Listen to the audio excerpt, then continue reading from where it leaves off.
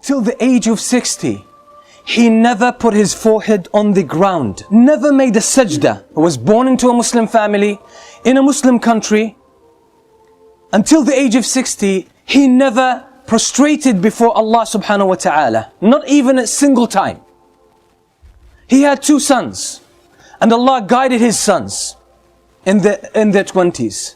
They started practicing them praying, and they tried to give their father da'wah, give him advice over and over again, but he never responded to his children.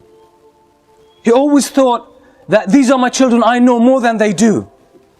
So he never dealt or handled his pride in order to listen to his sons. And one day he saw his son, his eldest son, growing his beard. And after his son gave him advice, he said, why don't you shave this? Why don't you take it away? The son got shocked, and he just said, out of shock, in a state of shock, he said, I'm afraid you'll go to the hellfire. I'm afraid you'll go to the hellfire. He just got offended, and sometimes we mix our personal feelings with our concern for others in terms of da'wah. But subhanallah, it brought about good results. That very word shook the father. He started thinking about himself. And subhanallah, a few months later, the father sneaks into the masjid and makes his first prayer ever in the masjid, where his son leads the prayer. The son didn't know the first couple of times, but other people brought it to his attention. Understanding that his father has an issue with pride, he never spoke with his father about it. He said, it seems that he found his way, let him carry on his own. And that's exactly what he did. This man used to smoke 80 cigarettes every day. 80 cigarettes every day.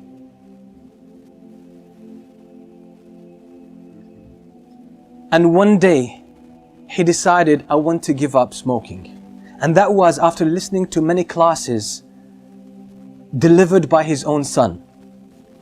He used to hide behind one of the poles in the masjid and listen to his son speaking. Listen to his son preaching, and he got impressed. His head turned around. His view of life, his outlook on life started changing. He realized, he thought he had a life. He thought he was leading a good life. But now he realized that this is the real life. It's in the masjid. Real life is when you connect with Allah subhanahu wa ta'ala. That's when you start to feel the sweetness of life and the sweetness of Iman. So he started listening to the talks of his son secretly, and even buying some of his tapes and listening to them at home. And ultimately one day, for those who can't give up any kind of addiction, they're stuck with some kind of addiction, cigarettes, alcohol, even any other thing. Sometimes sins could be very addictive.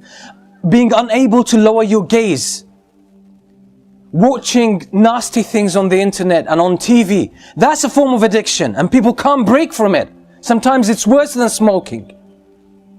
This father one day decided to give up smoking. In one day, he gave up smoking. He didn't reduce the number of cigarettes he would smoke every day. He just gave up. He decided. He said, enough is enough. I'm not going to have this anymore.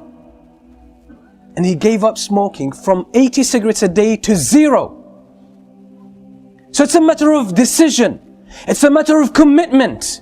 And you can get all of this once you connect with Allah subhanahu wa ta'ala. Now I know the father. He is 73 years old now. 73 years old. Now he gave up smoking at the age of 68. At the age of 68. Now, among the learned people that I know in my life, and I know a lot, he's one of the most outstanding. At the age of 68, his life took a new direction. He read Tafsir Ibn Kathir more than 15 times. He read the Tafsir of Ibn Jarir al-Tabari, which is more than 20 volumes, more than 10 times. He read the history of Ibn Jarir al-Tabari so many times. He read the Silsila Sahiha by Shaykh al-Albani, Silsila al-Da'ifa, more than 30 volumes altogether. He read all of that. And when you sit with him, he talks to you about knowledge, deep knowledge. And sometimes you talk to some of our youth and they say, seeking knowledge is hard. It's difficult. What about this man? How much memory has he got left at the age of 68? That now he's one of the strong students of knowledge in his own country. And when you sit with him, mashallah, you always learn something.